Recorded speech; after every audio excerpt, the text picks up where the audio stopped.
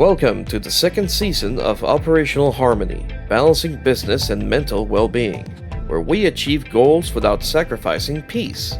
Our host, Nikki, is the owner and founder of Nikki's Office, where she specializes in social media management, business audits, and business coaching. Her journey through mental health and entrepreneurship not only brings awareness, but also equips her with valuable coping skills. This unique experience offers a fresh perspective on approaching challenges and innovating in different ways. Let's introduce our guest. Hi, I'm Holly Homer. I'm from Page Wheel, is where I met Nikki. Yes, I love Page Wheel now. So, where do you want me to get started, Nikki? I know there's so many things that we can talk about today. So, where do we want to get started that makes sense to where you want to get this conversation going? Where did Page Wheel come from? Give some history, and then how it evolved into what it is, and what are some of the hopes for future. That sounds great. I want the sneak peeks that nobody else has yet, so that they have to watch my podcast to get them. I love it. So, a little background on me, so it makes sense of where Page Wheel came from. Is a little over 20 years ago, I accidentally started one of the first mom blogs, but we didn't know what that was at the time, or why that was a thing, or even if it was a thing. And I just started writing about my kids. Between 2 and 3 little boys at that time that I was raising as a stay-at-home mom. And I didn't know anything about tech. I'm not tech savvy or anything. I just was one of those people that was just, found it kind of fun to share things online, and it was cheaper than scrapbooking. So that's how I got started. And so fast forward through the years is that property, which started out as June Cleaver Nirvana, moved into bigger and bigger, and people started reading it, and I started getting opportunities because of what I was writing. And I ran into Rachel Miller at I'm in Dallas, and so I ran at that time DFW bloggers, because back then everybody was anonymous. It was pre-Facebook, pre-Twitter, pre-social media at all. And so we were writing anonymously, so we didn't even know. And so I sent out a call hey, is there anyone in this area that is actually here that would be willing to meet at a public location? Because of course everybody thought there were axe murderers on the internet. This thing, DFW bloggers, and we just would get together generally at a mall or a play place of some place, because a lot of us had kids. And so I met Rachel at the mall. We hit it off. She invited me over to her house. And so I went over with my kids, and she at that time had 4 kids. I had 3. And we were sitting at our kitchen table, and just if you've ever met Rachel, this makes sense to you. We were just sat down, and this is our second meeting, and she looked at me and she goes, "I think I need to sell my blog." And I was and I looked at her, I said, "I think I need to buy your blog." And this was 15 years ago. And she had a blog called Quirky Mama, which was all about kind of the actual activity she was doing with her kids. I was just why is it so hard to put a simple funnel up? We were creating all these digital products, planners and guides, and tips and tricks that we were using for opt-ins and low ticket products, under $20 product. And we were putting those on our blog just to increase income and give our readers resources that they were asking for, workbooks, that kind of stuff. And it was taking us 6-7 hours to put a funnel together that would connect everything and deliver it. And then the software that we were using was $300 a month. And when I started, and we had done about 10 of these funnels with 10 different products, and I was oh my gosh, I have to sell 30 of these to just break even every single month, which is so stupid. And that doesn't even count all these hours that we put into it. And then when something like Rachel was really the one that could build the funnel, but then I was doing the customer service. And so if something went wrong or the zap didn't, zap, I didn't know how to fix it. And it was just this nightmare. It's like, why is this so hard? We're just trying to give something away. We're just trying to sell it for $2. Like, why is this so hard? And Rachel's like, I think I can automate this. So she went back and she comes back another week or two and she goes, okay. She goes, I think we can automate it, but like, I think it's bigger than just you and me. I think we should make a software. And then I'm like, oh, okay, Rachel. Because that's what I do all the time.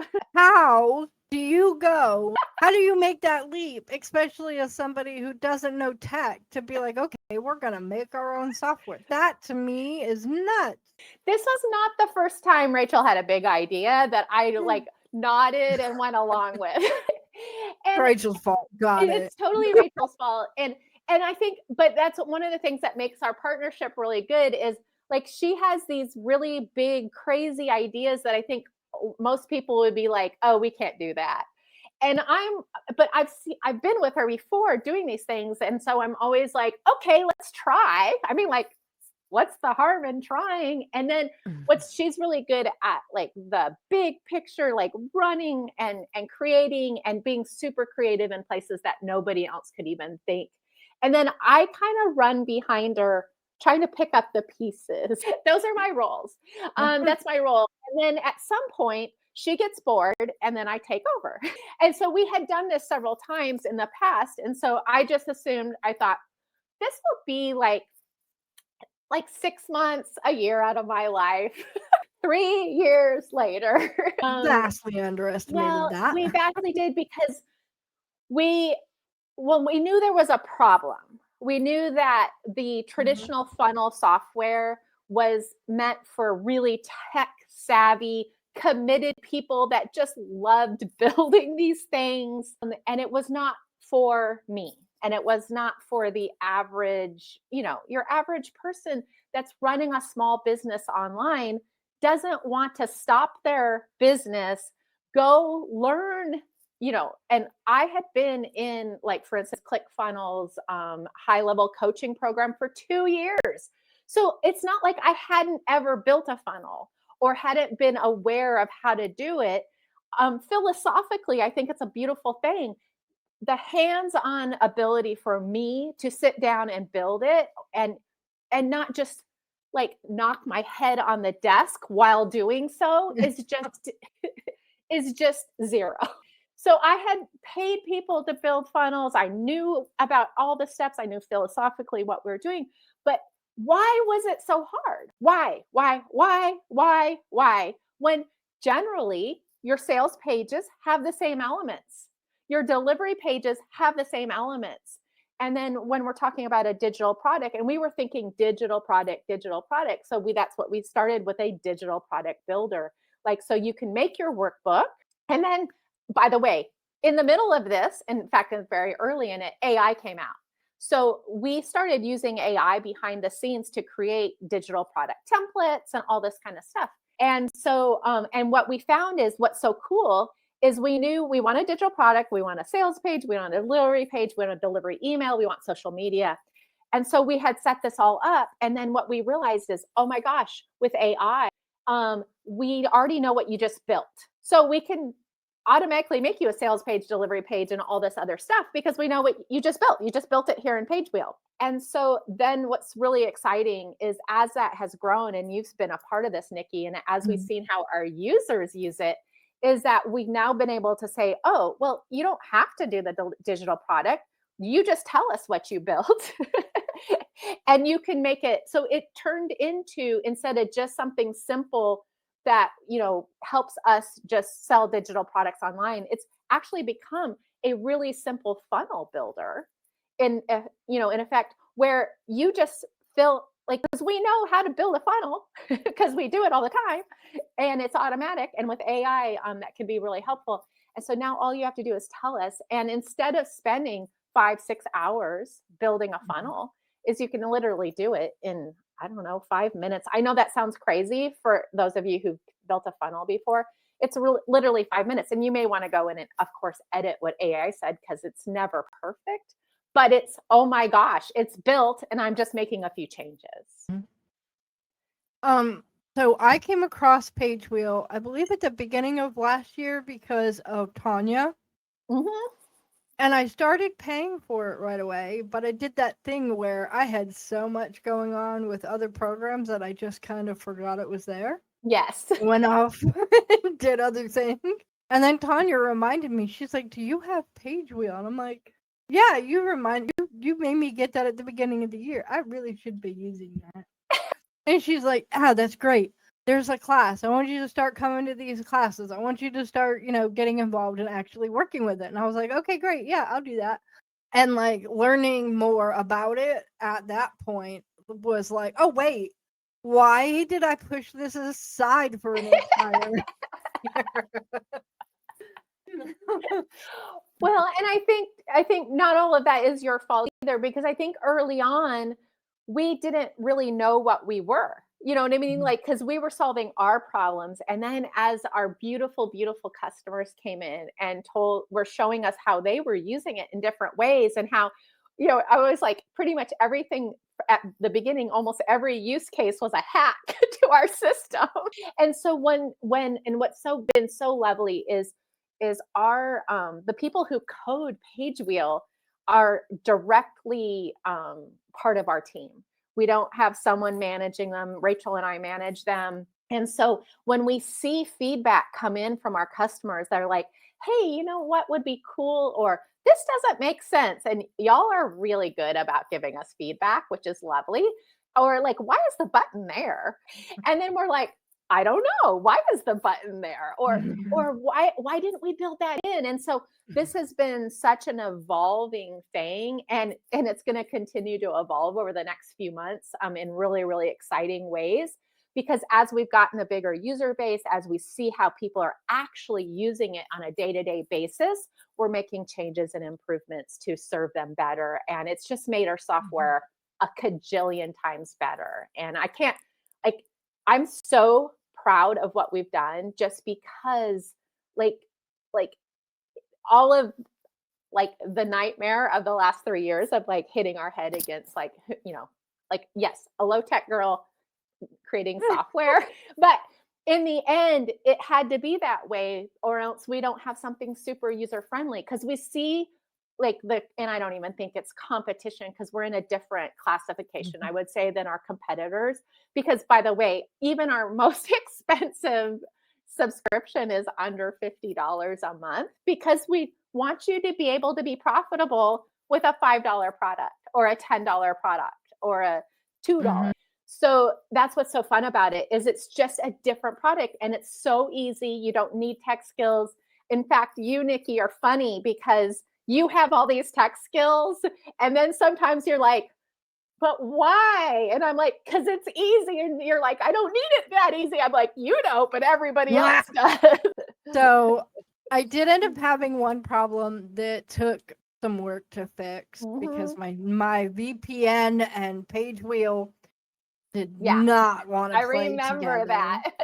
That took a while, but like, you guys got me in front of one of the coders, I think, and we talked through it. Like, I showed him what was happening, and I think they fixed it, because of that problem. Like, I'm thinking, like, let's knock on some wood. I think it's fixed, because I haven't run into that problem in a while. If I remember correctly, it was a completely white screen. So if you've been it was ends. It was that's ends right. everywhere. Yeah. Remember, like /n everywhere. Oh my And gosh, I was just like, what happened here? The weirdest thing. Yeah. And the other thing it's taught me, just as a business owner, is like one of the things I think is really important is I do the customer service right now, like all of it. And that's why I've gotten to know you and some other people really well. And I think that makes the software just so much better, especially here at first, is that like I obviously use it every day in my own, because I still run another business. I use it every day. And then I hear all the good, bad, and ugly, mostly bad and ugly through customer service. And it just makes us quicker and faster and better immediately. So I'm never, when people are always like, "I'm so sorry," I'm like, no, this is how we get better. This is how this is how this isn't a problem for everybody else. But yeah, we appreciate the patience, because obviously anytime you try to do something new that we're not following up, we're not pulling in code from some other source or something like that, we're made it from the ground up, has a drawback of, the bleeps along the way. But the end product is so much easier, because we're not, what I love about part of what we've done is a lot of these other softwares had a software and then they layered AI into it. And so it just made something complicated almost more complicated.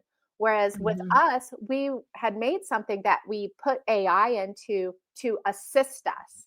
And then we realized, oh my goodness, our users could use this too. And so we forward faced it and after what we had already done. And so now our users can actually use AI in a way that builds something immediately. It's not like you go somewhere and then you get a to-do list like from ChatGPT. You're like actually within PageWheel, you put in how you want it to go, and AI assists you along the way. So, and that will get better and better as we get better and better. I'm looking forward to it, because I'm not going anywhere now that I know what it can do. I love it. I appreciate it so much. And I like being able to help other people who are learning it, because yes, I am the techie. I am the one that can figure out the stuff really quickly. And PageWheel is one of those things where, because it's so easy to use, I walked in and went, oh, okay. Except for that one issue with Nord where my screen was doing the ends.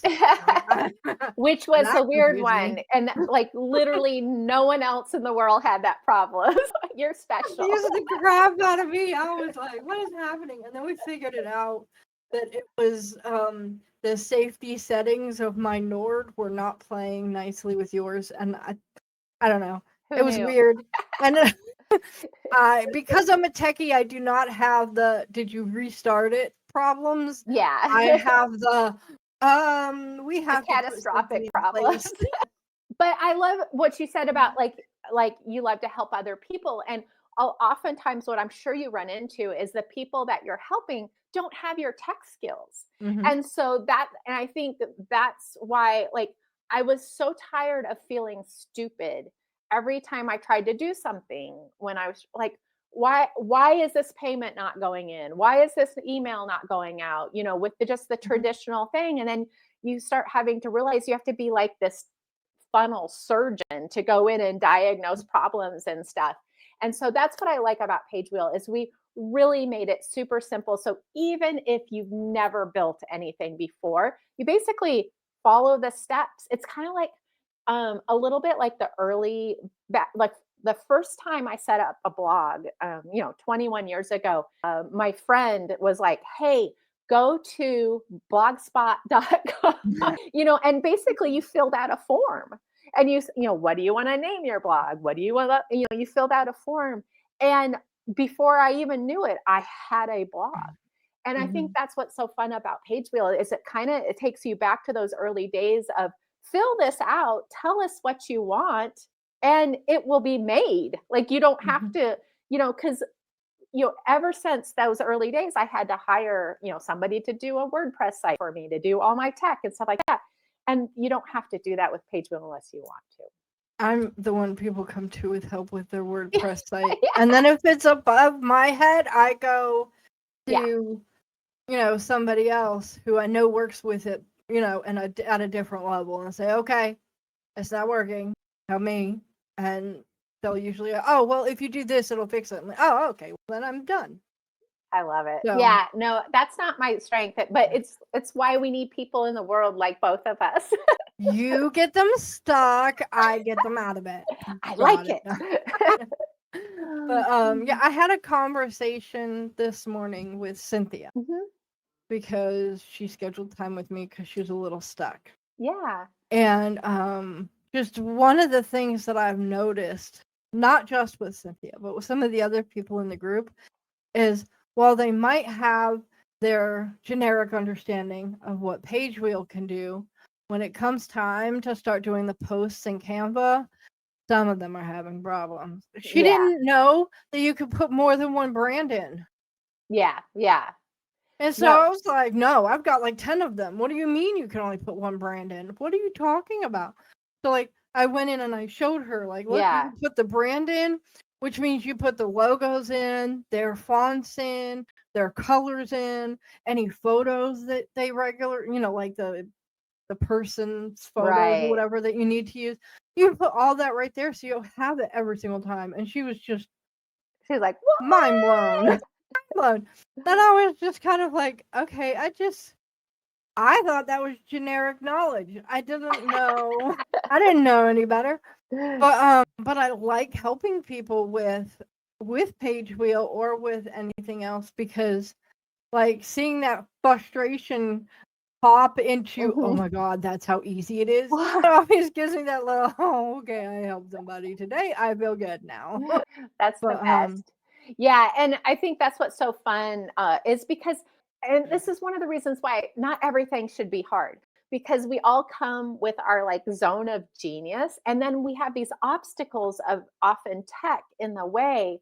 And so when one of the things I love about the Pageville community is, and our customers are crazy smart in so many ways, and they get together, like you say, and work together on some of these things because you guys are so smart in different ways and can share and just be a blessing to everybody. Because there's enough room in this world for all of us. Like, and the fact that we're teaching similar things sometimes is a blessing, to be able to move forward with each other's knowledge. And so we don't have to reinvent the wheel every single time we do anything. So I just love that about it. And it's just so fun to hear people and see their success, because like it is so true that together we rise like so much faster and it's more fun. So I work with some people who are direct sellers or multi-level marketers, however you want to put that, and they have that thing where it's rising tides lift all boats. And while Page Wheel is nowhere near an MLM, it does kind of have the same philosophy because once you're in the group with everybody, if you get stuck, there's like I can help with tech. There's other people who can help probably with like the Amazon books, and there's people who can help with whatever else. Like there's people in the group that are willing to share of their knowledge, and I have appreciated that a lot because I may know tech, but that doesn't mean I don't look at something and go, what am I supposed to do with this? Yeah, and it's interesting that you mention network marketing because I have been involved in pretty much every single network marketing company known to man or woman. And one of the things I know it gets a bad rap sometimes, and I know there's crazy ones out there, so I get it. In fact, I've been screwed by several. But what I love about that is you can start a business for a few dollars with no risk. I mean, I'm not talking about the ones where they make you buy in for thousands of dollars. I'm talking about the one where you might spend $100 on something that you're going to use anyway, and you get to set up a business. And then you get to test it out. And if you love it, you can literally make millions of dollars. And if you don't love it, you just go do something else. And so and then, like you said, one of the really good parts is the community that is involved. So I love that we've taken some of the good things from that is like low price, great community. If it's for you, you can run with it. If it's not, you cancel and you met a few nice people and you go on your way. Like there's no risk. It's a win-win situation either way. Yeah. I have met a lot of people. The very first time that I went into a class and Rachel was teaching, she kept going, Nikki knows, she's been here before. And I'm sitting there going, no, I haven't. The first time I'm in here. What are you even talking? And then I noticed that there's another Nikki in the room. And she spelled her name exactly like me. Is that crazy? And I was so confused. Like, are you talking about me? Or are you talking about her? And then I went into another class with her before, I got there early, like I usually do. Military brat. If you're not early, you're late. So I get in there and me and her are talking and she's talking to me like she's known me for years. And I'm just like, I was like, do we know each other? Did like I screw up? Just like what happened here? She's like, no, we've talked a bunch of times before, and I'm going, when? What? So I'm still not sure if she got me mixed up with the other Nikki or what happened there. But like, yeah, and that class, she picked on me like 6 different times. She kept going, okay, Nikki, and I'm like, is the other Nikki in? I love it. You know, she's never met a stranger to begin with, and you never have that like, oh, I need to say the right thing to Rachel. No, I was just confused. I was like, does she know she's talking to somebody who's new to these meetings? Because I don't think she does. I love it. Love it, love it, love it. But I did get a lot of questions answered, so that was good. Like So I kind of funny. was able to get more up to speed because she kept going, right, Nikki, did you do this thing? And I'm like, yeah, no. She helped me with the image for my Facebook page. So yeah, I've done lots of cool things because of Rachel. But it was a little weird at the beginning because I could have swore she was talking to somebody else. And she kept talking to me, and I was like, I don't think you know who I am. That's hysterical. It's very confusing for me for a very long time because I just kind of kept going. And actually, if you look back at the tapes, there's one of me going, is the other Nikki in here or something? You can't be calling on me this much. And she's like, no, I'm talking about you. And I'm like, what? I love it. Love it, love it, love it. But she's a great person, and I have learned a lot from her since I started. Absolutely. So absolutely appreciate her and you, all this stuff. Yesterday, I think it was, I messaged you going, am I being stupid or is this slow? I think it was slow. Hey everyone, thanks for sticking with us. Before we dive into our next topic, I just want to take a quick moment to remind you to like this video, subscribe to our channel, and hit that notification bell. That way, you'll always be the first to know when a new episode drops.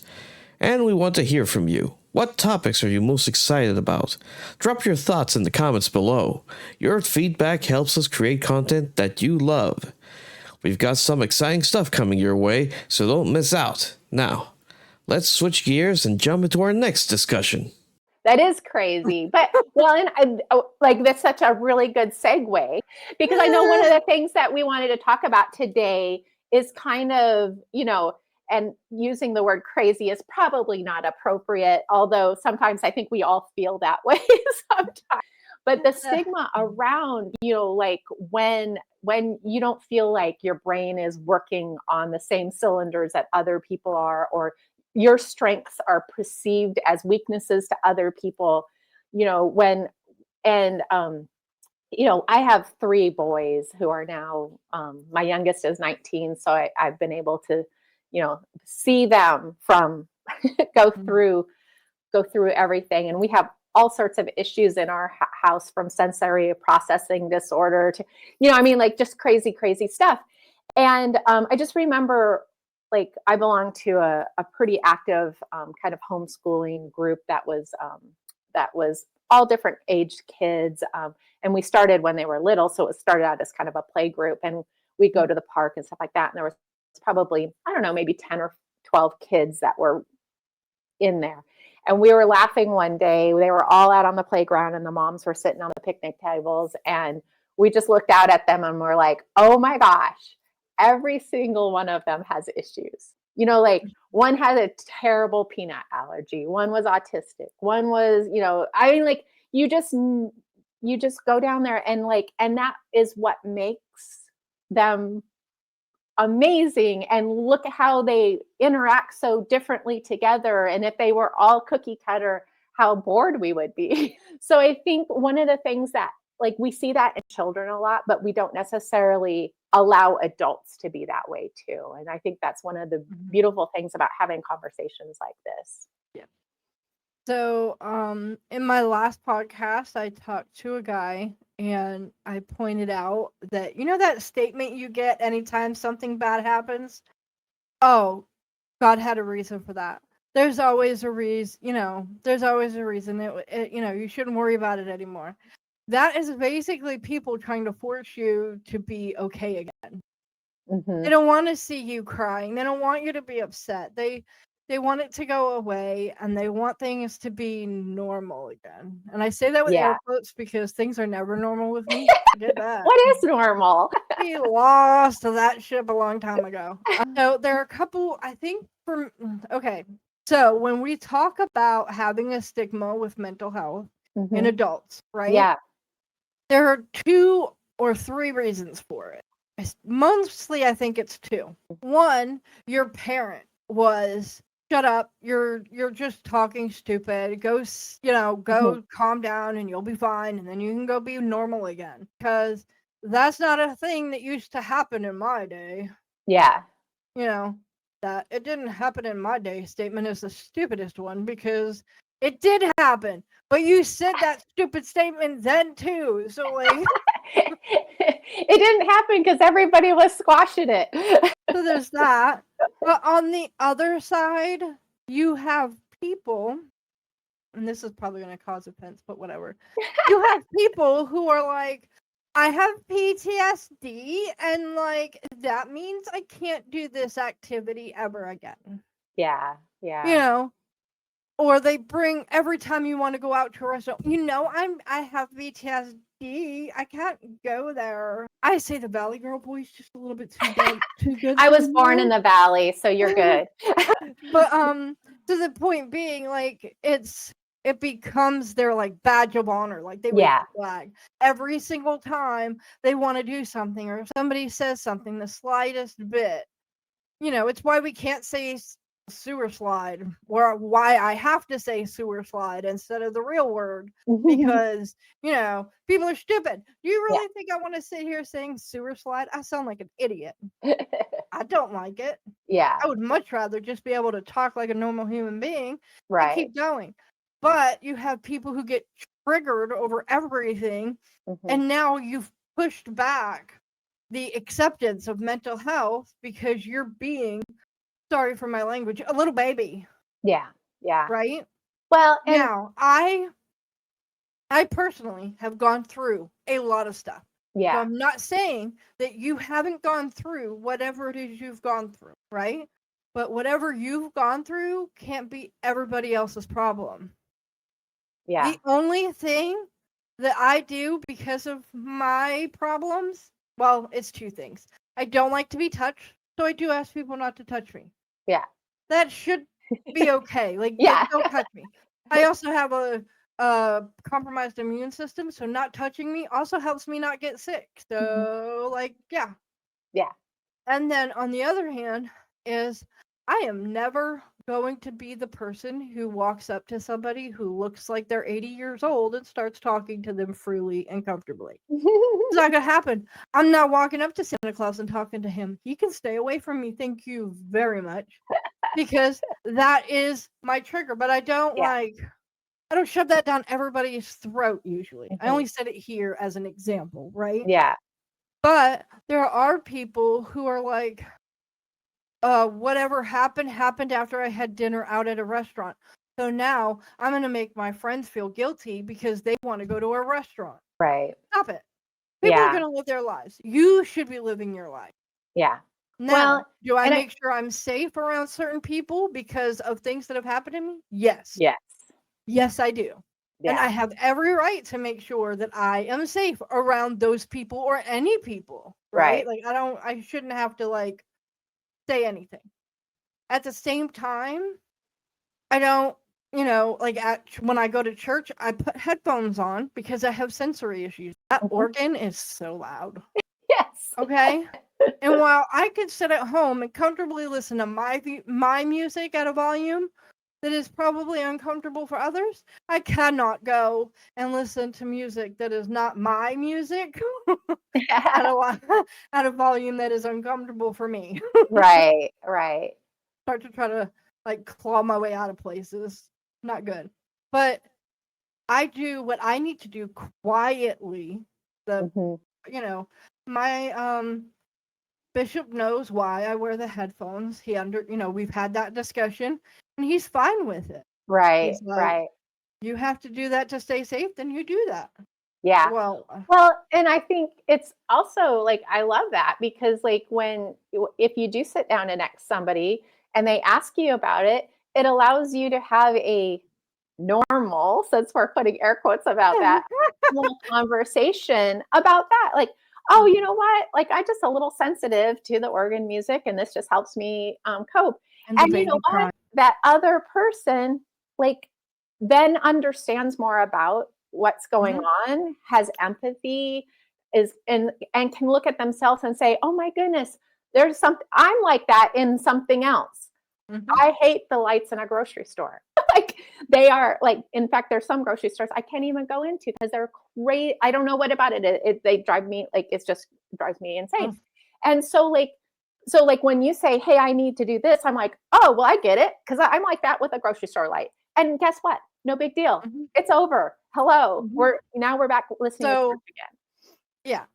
So for the mental health stigma that we have at the moment, there are obviously those two camps that are bad, and then you have the ones that are like, "Oh, you had 10 bad things happen to you. We totally understand that you have 10,000 things you'll never do again, and we will happily listen to every single one and remember them." I am so sorry about your luck, Chica. I am not going to do that. Yeah. Yeah. I can respect certain boundaries because they are reasonable. Am I going to learn what 10,000 triggers you have so I don't step on your toes? No, because I shouldn't have to. Yeah. Well, even if I'm your best friend, I'm going to be real with you and I'm going to be like, okay, I understand that these bad things happen to you, but we need to get you to a point. So maybe therapy. I have 2 therapists, and I've said it multiple times on this show. I have 2 therapists. We are always working on me. Like, I am not coming at this from a point of saying you are evil, stupid, or whatever. That's not it. I am coming at this from the point where if you want the people around you to understand what you're going through and to be able to help you when you're panicking for whatever reason, then you have to be reasonable. And 10,000 dislikes and 10,000 triggers is not reasonable. Well, nobody's going to be able to remember all of that. It's also not healthy for you because one of the things that's a benefit of being 54 years old, I'm trying to think, is that I've been on this planet a really long time. And, in fact, I was talking to one of my kids about this the other day, and he was like, "Well, when you're old," and I'm like, "Yeah, when you're old, you still have the brain of a teenager. You're still growing." But when you think back, no matter what your age today, about how at every stage you misperceived the stage ahead. Yeah. And so one of the things I would just say to anyone of any age is that one of the beautiful things about life is that we're growing and becoming better people, better lives. And one of the most beneficial things to that is obstacles. And everybody's obstacles are different. If yours happens to be some mental issues, some mental obstacles, some triggers, those are things that when you overcome, or when you get them, and by overcome, that makes you sound like, "Oh, I'll never have to deal with that again." And that's not necessarily what it is. It's like you've gotten to a place of coping and calmness with that. You've solved you may not have solved the big problem, but you've solved the obstacle in a way that you can move forward. And that becomes part of the path that teaches you the next step. But like you say, if you are enabled to be wallowing in that at all times and building on that, on putting more obstacles in front of yourself, that is a disservice to your soul. And it makes my heart hurt, because when people enable that and are like, "No, like we're gonna work on those 32, avoiding those 32 things," that's really saying, "Nikki, you're not strong enough to overcome any of those." And that's not true. We know you're strong enough to overcome all of them. It just may take a while. It may take a really long. You may not even be alive by the time you conquer them all. But when you just enable that and so I completely agree with you. Like, to a certain extent, that's not loving. You wouldn't treat your own children that way. So to treat your best friend or to treat like, random acquaintances that way, I think is really, and I say that with love, not to mock them or say something ugly about it. Yeah. Yeah, I'm not here to mock people or anything. I'm trying to make people aware. Yeah. And once you have awareness, once you can name it, oh wait, I'm doing this, right? Once you can say, hey, I am beating the stigma that happens with mental health by always crying when I go out to a restaurant with my friends and making them comfort me the whole time. Right. First of all, that's very toxic, and I would hope that your friend group at some point decided to start going to lunch on their own Yeah. and Yeah. left you out of it, Yeah. right? Because I wouldn't want to deal with somebody who is crying all the time. Well, and I think it's different if you're like, hey, this is my problem. I have this situation where this, I always end up in tears. Can you help me? Can we find ways to not like wallow in that and to like move forward with it so that I can't, because it is like, it's miserable for everyone around you, but think of how miserable the person that is experiencing that. Like any sort of progress is going to be progress in that situation. Yeah. So for me, when I go out to a restaurant, I'm not allowing them to place me in the middle of the room. That makes total sense. Yeah. You are not coming up behind me. That ain't happening.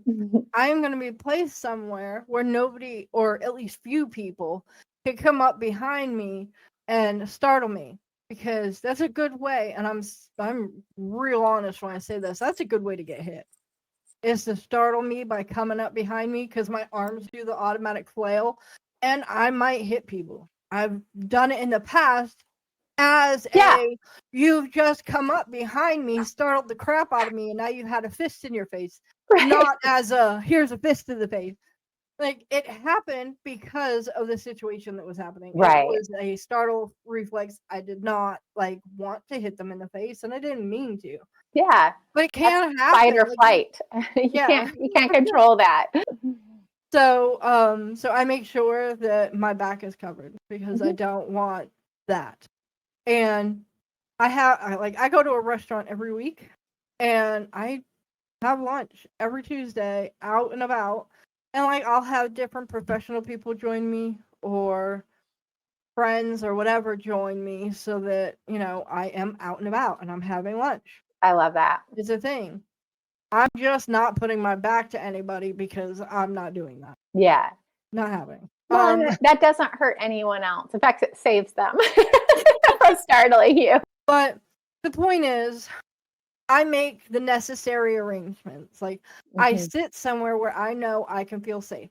If that is what you need in order to go to a restaurant and have fun, do it. Make sure your social group knows, hey, pick a table, doesn't matter what table, where somebody can't come up behind me, and I will 100% not start bawling on you when I punch somebody in the face. Yeah. So, those kind of things are easy to do. But you do want to be careful. Restaurant thing like that, that's a nothing thing. So, let's say you don't like going to Walmart because it's really loud and reminds you of something. I don't know. Right? And so you decide, I'm never going to Walmart again. That's not the decision you should make. Maybe you go to Walmart under certain conditions.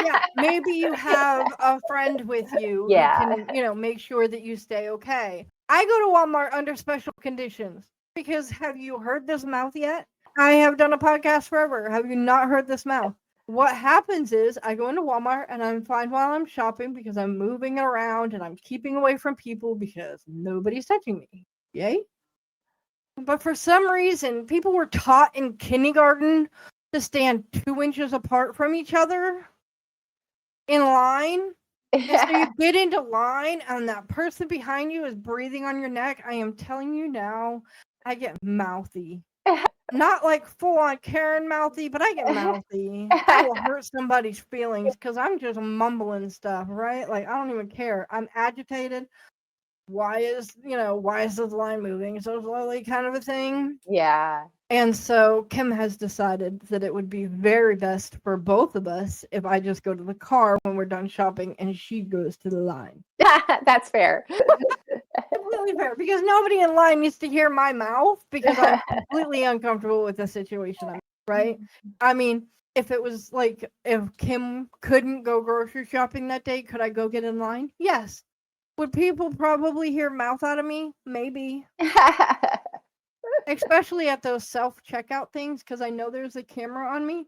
Yeah. Like, okay, look, I know I have a camera on me right now, and I'm having this discussion with you. It is a whole nother thing to be at Walmart with their neon lights and their weird cameras that, look, I'm not small, okay? I am not tiny, but them things make me, they add like 100 pounds at the checkout counter.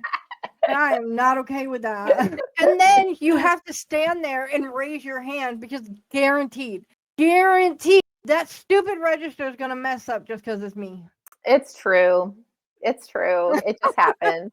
And then so you're standing there with your hand up like a 2-year-old, and I'm just like, I don't want to stand here like this. Oh my Would I goodness. be able to go to Walmart and finish by myself? Yes. Do I need practice? No. That's probably not a good idea. But I know I can do it if the situation arises. I am not blocking out completely the thing about going to Walmart. I am just saying I have somebody who's willing to do the hard part for me, so why bother? Yeah, I think it's really good to be kind of self-aware at where your limitations are, and then where you can slightly uncomfortably push yourself, Mhm. and then where that breaking point is, and be okay with that breaking point, is because the more you work into these situations within your expanded, I'll say, Mhm. comfort zone, because you do need to be pushing boundaries, to be able to get into, it, to make progress. Is that when is it just gives you the confidence that you did it, and you'll see those lines going out. I mean, this is not unlike, when a child is walking, just getting started to walk. They're going to stumble, they're going to do this. You don't take them out to walk a balance beam when they're 18 months old and let them, like, because they would Actually, I fall. think that's when they start doing that with little kids, is about 18 months to try to Well, get them if going they've won, so yeah, that if they've won, if they Mhm. are walking, but like let's say you just learned to walk it. Let's move it back to, like, 12 months. As like, you wouldn't take a child that just took their first steps and put them, 4 feet in the air on a balance beam. Like that, No, that I would don't be really mhm. ridiculous. But so you would work up to that, but that doesn't mean that child's not going to get onto that balance beam in 6 to 12 to 2 years, or you know what I mean, like 3 years. It's just a progress, and I think a lot of times we don't give ourselves credit for the steps that progress needs to Mhm. be made, and lay that out more as like, no, like, I made, in my whole life is about baby steps. I made just a little bit of progress here, or I was able to take a step in a direction that I didn't think I was going to be able to today. And that's how journeys are made, is by just Mhm. one step in front of the other, one pushing just out of your comfort zone just a little bit, but not into pain, not into chaos, not into fight or flight. Not completely breaking down into a hot mess, No, but and that's going to happen becoming every once in a while, just like uncomfortable. the child Yeah. is going to fall down and skin their knee, or Mhm. break their head open, because that's part of life. And here again, if it wasn't, if everybody was just sitting around like perfect in every way, boy, that's boring. Like, Very. Um, so what was I about to say?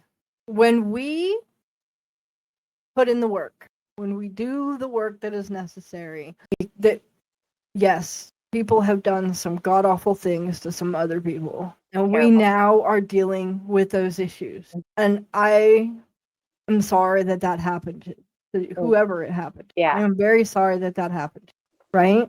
But that doesn't mean you get to say, "Oh, it gives me anxiety to do XYZ," right? And then just sit down and be like, "Well, I'm just never going to fix that," Yeah. because that's not helpful to you, It's not helpful to the people around you. And when you react badly, because it will happen, right? Because you're going to unexpectedly come into that situation. And when you flip out in public about whatever's happening, you're putting more on the fact that people with mental health problems are crazy, and why are we doing this? Yeah. And it's not your fault, like, kind of. Like, it's not your fault that you have the problem. Right. It is your fault that you never tried to work on it. So now epic big badness happened. Yeah, and I think it's hard because, like you want to say like that should never have happened to you. You should have never been put in that situation. No one that evil should have been able to do that to you. But on the other side is that just like, everybody in the world is not that person that did that terrible thing to you. And I know sometimes you can be in a really deep hole that you don't see the good in life because you've only seen the bad. And that's where, like, come out because there is good and beauty and love in the world. In fact, vast majority of the world is that way. And it's just horrifying that that's not the side you saw.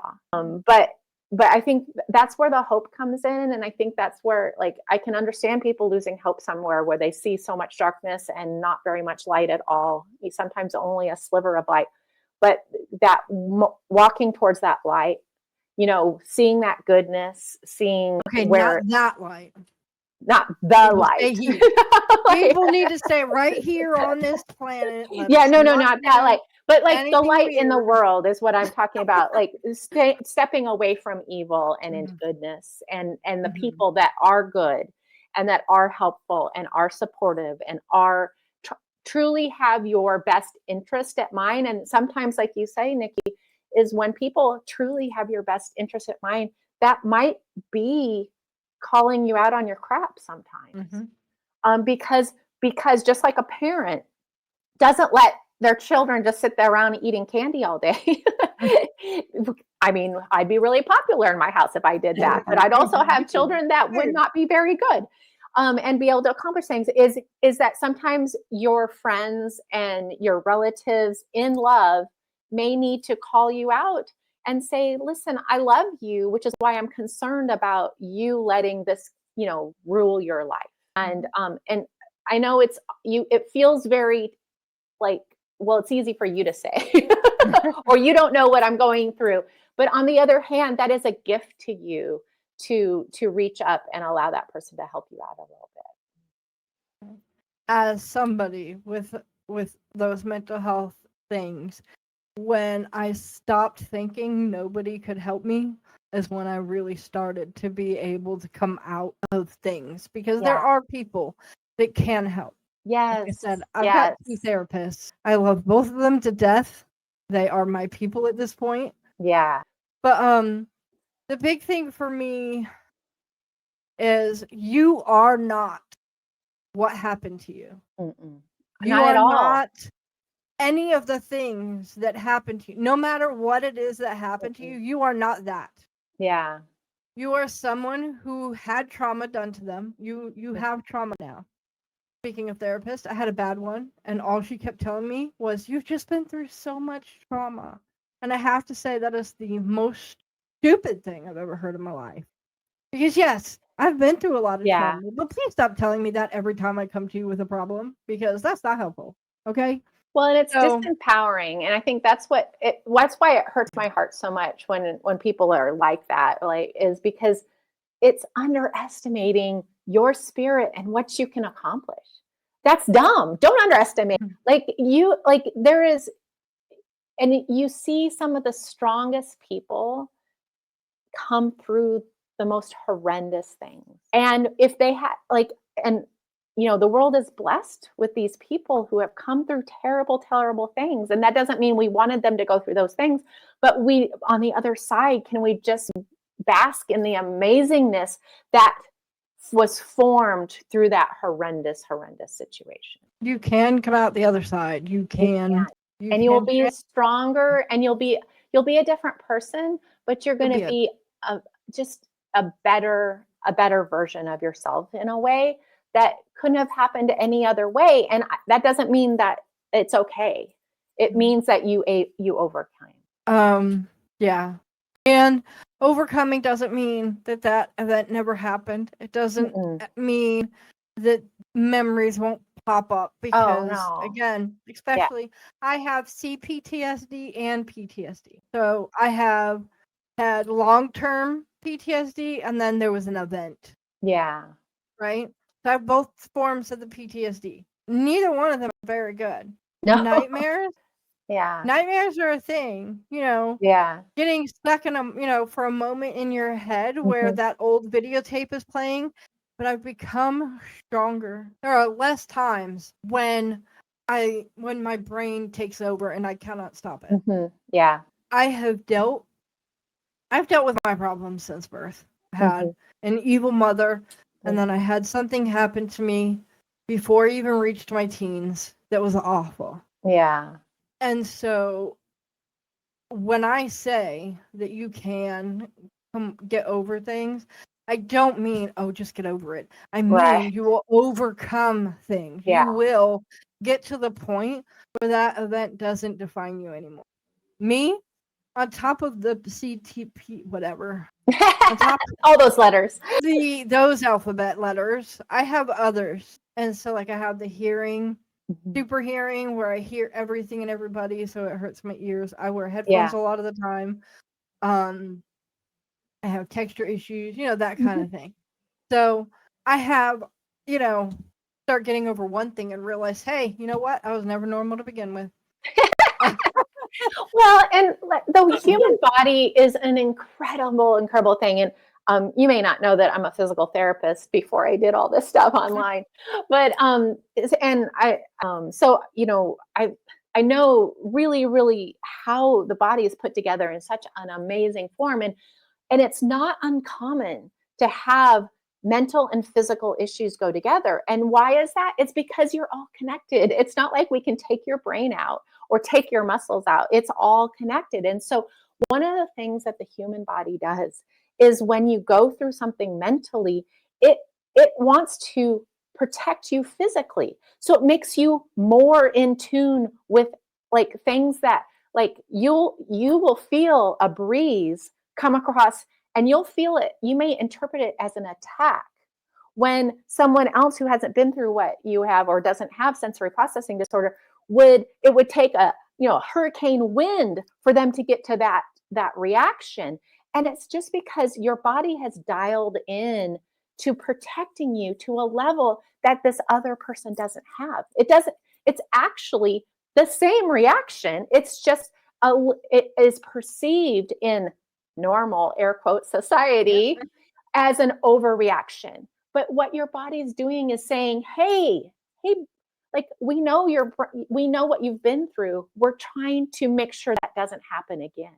And so when we think about it that way, you wouldn't yell at someone for having a broken bone. So you wouldn't yell at someone for having a broken piece, and I don't mean that derogatory, in their brain, is because your body in general is trying to stay on the life path, is to find a way out. And so it goes into an overprotection mode. And so a lot of times, a lot of the work that you're doing after this is retraining not only your brain, but your body as well, that okay, I'm going to put myself in situations where we don't have to be that reactionary, that we're going to make choices that don't put that, now that we have more control. And this is what's so evil about a lot of the trauma in the past, is it was when you did not have control. And so now that you do have control, is to use that wisely, put yourself in positions where you can say to your body, hey body, we are amongst friends. We are in a safe place. We have our back against the wall. We can address this with less reaction. Now, if that just happened like that, it'd be great. But it is a baby step. baby step, baby step, baby step. And that's why it's really important to continue pushing, but not into that area where you put yourself in danger again and react in that way that is so ingrained as a self-defense mechanism. For me, I had to find a why. I lived for years like on the cusp of wanting to leave. Yeah. Because I was in horrible situation after horrible situation after horrible situation. It's all you knew. And I mean, it's what you knew. Yeah. And I didn't think that it would ever get any better. I just didn't. Because I was, you're in that fog. When you're in the fog of being abused and, you're like, okay, well, I have to leave this situation. So you go and you try to get help from somebody else. And they heap more abuse on you. Yeah. Like, you're in a fog because you're like, this is how people act. Nobody's ever nice. This is just how it is. And nothing I can do will ever make this better. And then you make the decision one last time to leave. And that's what happened to me. I made that decision one last time and I left. And I met Kim. And Kim is the calmest person I have ever met in my entire freaking life. It's terrifying. That woman will laugh and giggle at you while you're sitting there going, oh crap, I'm about to die because this is something that would get me, before. And she's just like, what's wrong? This is normal. What are you talking about? You're fine. Go sit down. And I'm sitting there the whole time going, I don't know. Okay. And being around Kim and having that calm influence has changed a lot about my life. I love that. I mean, a ton. I made more last year than I ever have in my entire life. And that, in part, is because of Kim. Well, and give yourself some credit there, is because you could have come into that situation and then been resistant or ugly, and you would have had every reason to think about it too. I had my moments. Yeah. But on the other hand, like, and I truly believe God puts us in situations sometimes to lead us to where we need to be. And I think about, I only know the Nikki that's been through it. You know what I mean? And I'm so blessed. And like, I can't even imagine a world where that the world got you down. You know what I mean? And so what a blessing to be here looking back and seeing the future before you, which is really, really amazing.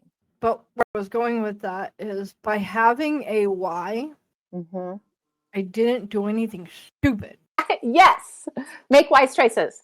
Oh, what I recommend for people who are just starting to try to get their life back in order, or even if they've been working on it, but things kind of don't seem to be working as well as they thought, you need to have a why.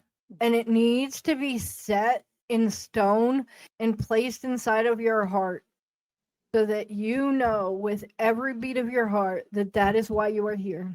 That is why your heart is still beating. And nothing, absolutely nothing, can break that piece of you. Okay? Nothing. Once you find your why and it is embedded where it needs to go, nothing can break it. And you can start to live again. Because you're not thinking, oh, but if I do this wrong, sewer slide is the answer. When it's not. That sewer slide is never the answer. No, it is a never. thought. It is an intrusive thought that will try to bring you back every single time you get a step away from it. It really will. But if you have why and it's set in stone and you've put it in your heart, you cannot be moved to do it.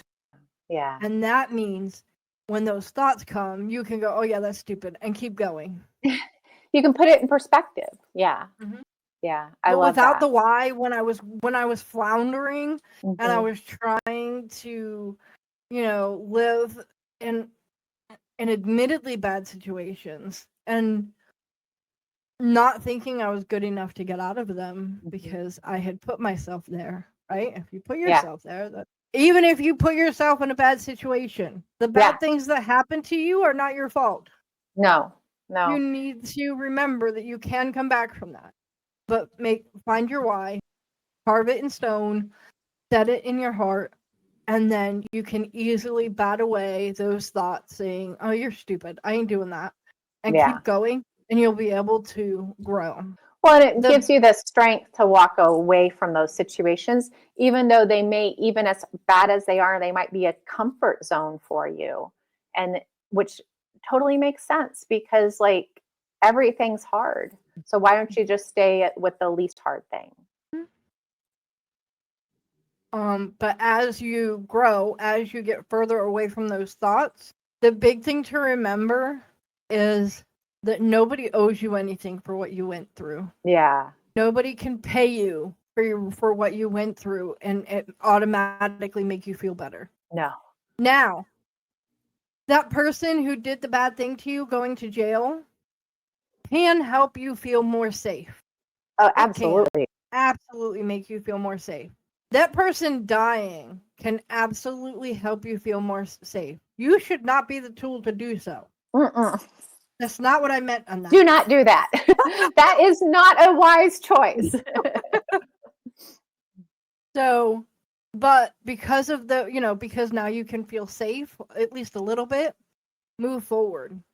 Go and do. Yeah. Find out who you are now. Forget about who you used to be before whatever happened. Because that person is no longer alive. You need to figure out who you are now and what you're going to do with yourself. Yeah.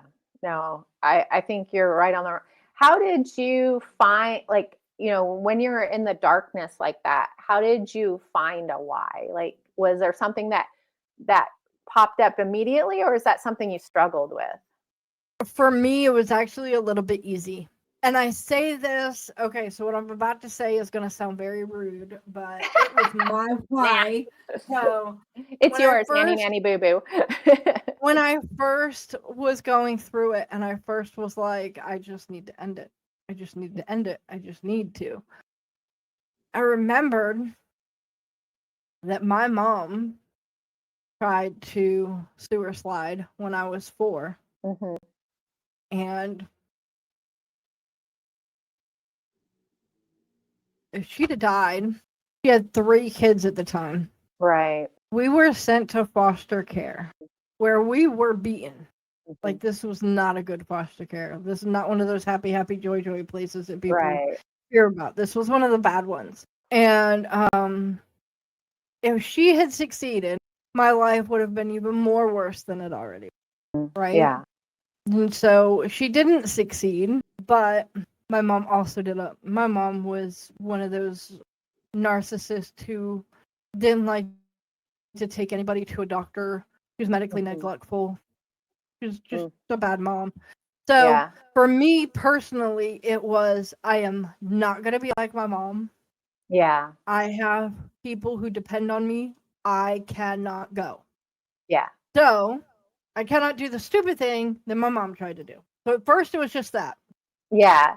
And then it became, you know how everybody says that, well, you die, you give up your trauma, it's fine, you're finally free. You know what you actually do? You give your trauma to whoever finds your body. Yeah. And realizing that, I was like, yeah, no, I can't do it. I can't put that pain on the people around me. So those are my 2 reasons. It was not going to be like my mom, and nobody's finding my body. Do you feel like your why has changed since you kind of started that, or it's just gotten bigger? It's just gotten bigger. Yeah, it's interesting. And I think what I like about you kind of putting that into actual words. I think a lot of times when people, I've had a lot of business training where you're like, you find your why, and stuff like that. And it's always a bunch of fancy words that I'm like, that has no relevance to my actual life. And and so what you have just said is so simple. Like give yourself some reasons. Just They don't Yeah, have to no, be it's fancy. They they're don't have not to be fancy. in They're not calligraphy anybody on the else's. wall. They're not fancy. They're not anybody else's reasons. Yeah. Like, you don't have to copy my reasons. They have to be personal to you. They have to make sense to you. Yeah, and it doesn't So, have to be like, you know, you say it doesn't have to be life changing, but it is life changing just because you said it out loud or you identified it. hmm yeah. And you want to put it here. Yeah. Put it here so that you have it. And in Mhm. those dark moments, because I still have them, in those moments Yeah. where it's middle of the night, you're still awake. And, you know, for me, it's the third night I've been up because I'm not taking my medicine correctly because that's stupid. And Wise so, choices. you know, you're sitting there and then you start crying because, you Yeah. know, life is hard, especially when you haven't taken your meds for 3 days. So, But you I know, think like and but I think the nice thing too is I think it does even kind of repeating, you know, your why now Mhm. has a much different impact than it did, you Mhm. know, however many years ago it was when you started on this. And I think that's also something that you can give yourself credit for. To I like, got my mind back about what 2007, 2018, basically. So what a beautiful transformation. 7 years ago. And look Started how with- so much is so different today Mhm. as back then. And looking at that, and I think that's what, like, kind of going back to what we were talking about earlier, where people are enabling people to stay in that wallowing and not make that progress. Like, that would have been so detrimental for you. And, you know, like, to still be where you were 7 years ago versus where you are now. And that doesn't mean that that was easy or that Oh, it was heck no, it was easy. hard work, but look at the benefit that has Mhm. happened because, you know, you started taking action and working on it and actively becoming the person in control of your life. Um, I love it.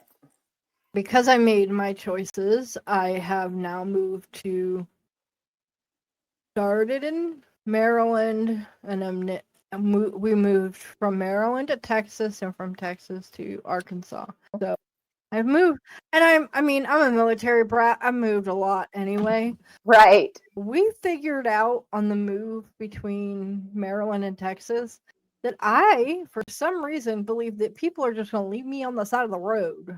Like, Kim would move the car because she got gas done, so she'd park, and I'd come out expecting her still to be at pump 5, and I would absolutely almost lose my crap because she was gone. Oh. It's very interesting. And you're like, she's like, I just needed to pee. And she's yelling because she's over in a parking spot somewhere. So it always ended up fine, but it was just that heart attack of like, Yeah. this is where it starts. Now I don't even know what state I'm in, and I'm gonna have to start all over and figure out my life, and I don't want to have to do this. Well, but look And at how then you she'd yell. yeah, you pushed yourself in ways that Mhm. you couldn't even have fathomed years before that. You know what I mean? And Yeah. you made it. Like and then you decided to do it again. So like you got I mean like the progress. Well, I didn't decide to do it again. Well, you went. Her husband decided to do it again, and I just kind of followed the leader. But you know, the biggest thing I can say, I think, at this point is, if we're gonna get rid of the stigma of mental health, is we need people to learn what it is, and we need the people who have it to actually handle it. Yeah. You Well, and Nikki, can't how did just you dismiss it. find help? Like, how did you find the people that have been helping you? Because I think that's one of the biggest problems people have. And then people who might be friends, relatives of people that are in trouble, how do they find them help? So first of all, the person has to be willing to get help. Right. If it's mental health, unless they can be unwillingly put into a mental hospital, which I Committed, don't which is truly so rare these recommend. days. Yeah. Don't truly recommend that unless there's an actual massive problem about to happen. But So if you're wanting to get help, then there's so much therapy everywhere. Yeah. And even, and I'm going to say this, even if you don't have insurance, find a therapist. Yeah. Most states, and I've been to a few, Hmm. and I've been to ones that don't have the Obamacare thing, Yeah. and they even have it. Yeah. Most states have an insurance that is explicitly for mental health people so that they can get the care they need, which is a Right. therapist and meds appointment. Yeah. So it's usually the county, whatever county. Mhm. I have insurance, so I go a bump above the county stuff because I Right. like the county stuff. But if you're desperate, then that should be your first step. Yeah. It might take you a little bit. The wait times are probably going to be ridiculous, so you have to deal with that. Bring a book with you. Yeah. Bring your cord to charge your phone with you because you might be sitting there a while. But stay calm when you're there because you start popping off and you might get sectioned anyway. Yeah. Yeah. So, but they do most places. And I have been with my mental health, I have been to Tennessee, Washington State, Maryland, Texas, and Arkansas. Tennessee doesn't have Obamacare, but they did have care, insurance for people who had mental health problems. So I was able to get help Yeah. that way. And so there's always a way. I love that. And sometimes that is maybe your first obstacle, and that's okay. Like it may not be solved, in 2 hours. You may have to go figure out how to do it, but having a goal is one of the first steps towards, implementing your why. So finding that help can be that goal one, which I love. And if you're lucky, like I have been, so in Maryland, my therapist got pregnant and she was terrified to tell me for some reason. So she hid it in these big shirts. I don't know how I missed it. No idea how I missed it. Really don't. But after, when she went on her maternity leave, I'm one of those people where my backstory is long enough that if I'm only going to see you for 3 weeks, I'm not doing it. You're not doing the whole thing. I would much rather not go to therapy at all for 3 weeks and just come back, 6 weeks, whatever, when my therapist comes back, because it takes so long for you to be able to understand all the people and all the players and all the things that happened. Right. That, it's just kind of a list. There's things you need to know. And I'm not doing that for everybody and their brother. Yeah. So, Kim has a sister who is a therapist. Oh, nice. She agreed to talk to me, out of hours. Yeah. So that that's how I got my second therapist. Nice. So so that I actually had somebody to talk to while I was waiting for her to come back.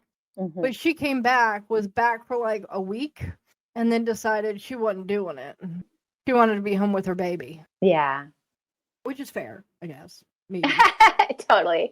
I mean, whatever. Yeah, I mean, it just so happened that we were leaving, so it was fine. I guess. Timing worked out. Right. The timing worked out. So I just kept talking with her, and then I got to Texas and I found the bad therapist. And I had my good therapist, Kim's sister, to talk to that during that time. So it kind of outweighed that. And then we moved here, and my therapist here has been wonderful. Oh, I love that. But usually if you type in your Google Maps or your Apple Maps, whichever one you're using, therapist near me. Yeah. You can call one up. Doesn't matter which one, just pick one, call them up and say, hey, if you have insurance, say, do you accept my insurance, and go from there. Right. And then talk to who they think will fit with you best, and then see if it actually works. Yeah. There you go. You now have a thing. If you don't have insurance, again, call any of them. Doesn't matter which one, call any single one of them and go, hey, I don't have insurance. I just moved to this state. Or even then, I've lived here forever, but I haven't had mental health care and I really need it. So I need to talk to somebody. Mhm. Where do I start to be able to get insurance? And they will tell you. Yeah. Any of them will point you in the direction of where you need to go. Okay, that's great to know. The other thing I would say is walk in, if you're really, really in a bad situation, walk into any church. And even if you're not a member, even if you've never been to church before, walk into a church, because there's people there that that know the resources of the community too. So The other option, which I've had to do a couple of times, because when you move to a new area, sometimes getting the care you need takes a while. mhm. What you can do is go to an emergency room. Yeah, nice. They have, usually, that's where they'll evaluate you for mental health. You might have to do a 3-day stay, but Mhm. if that's the case, you have a 3-day stay, you Yeah. go, they feed you while you're there, you figure it out. It's comfortable. And beds might not be. Last beds on the 3-day stay I went to hurt my back so bad it was awful. But Oh no. you know, you have your 3-day stay, but when you walk out, you'll have medication for 6 months so that you have time to find a therapist and a meds doctor. Because those meds doctors are squirrely. My Yeah. meds doctor's like 110. I am not looking forward to her passing. Yeah, no, I totally get it. Well, I think this has been super informative to people who are, you might be like on the fringes of struggling and not realizing that they need the help, or not realizing that like they can get help. Like I think, like, oh, I don't deserve help. I should be able to do it myself. Nobody got where they want, where they are without any help. Nobody in the world. And you know what? We go back to earlier when we're talking more about the business side of things, and how you said, I love helping people. When you say no to people who are reaching out to help you, you are taking away their joy. Don't steal their joy. These It's their people who love you want to help, and Mhm. you need, take their hand, take the help. Because it's a win-win situation. We're human. That's one of the reasons we're on the planet, is to help each other. So don't be silly. Don't be silly and turn it down. Take it and take that next step. Okay. Thank you so much for joining me, Holly. I appreciate it. Even with the heart attack at the beginning where I wasn't quite sure you were because of other people. Other people freak you out. She actually messaged after you were already in here and we were talking to not be worried until you didn't show up. And I was here before the assigned time, so I didn't. Although I was running around, I was afraid I was going to be late just because there's no heat in my office, and we're having a Texas snowstorm. So, the obstacles we face. Stay safe, and thank you very much.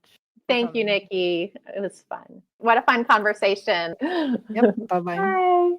Bye.